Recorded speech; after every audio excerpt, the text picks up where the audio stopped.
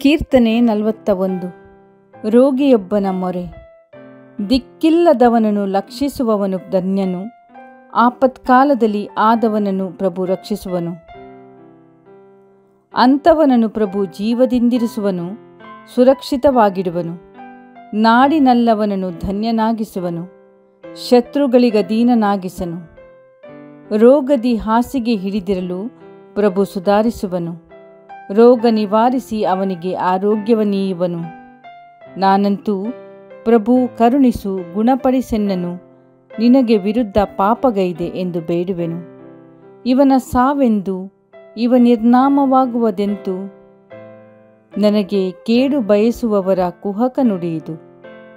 ನೋಡಬರುವರು ನವಿರಾದ ಮಾತನಾಡುವರವರು, ಕೇಡನೇ ತುಂಬಿಸಿಕೊಂಡು ಹೊರಬಂದೊಡನೆ ಹರಡುವರು. ಹಾಗೆಯವರು ಎನಗೆ ವಿರುದ್ಧ ಗುಜುಗುಟ್ಟುತಿಹರು. ಅವರೆಲ್ಲರೂ ಎನಗೆ ಕೇಡನೆ ಕಲ್ಪಿಸುತ್ತಿಹರು. ಹಾಸಿಗೆಯಿಂದವನು ಮರಳಿ ಏಳುವಂತಿಲ್ಲ, ಘಾಸಿ ರೋಗದಿಂದ ವಾಸಿಯಾಗುವಂತಿಲ್ಲ. ನನ್ನಾಪ್ತ ಮಿತ್ರನು ನನ್ನ ನಂಬಿಕೆಗೆ ಪಾತ್ರನು. ನನ್ನೊಡನೆ ಉಂಡವನು ನನಗೆರಡು ಬಗೆದಿಹನು.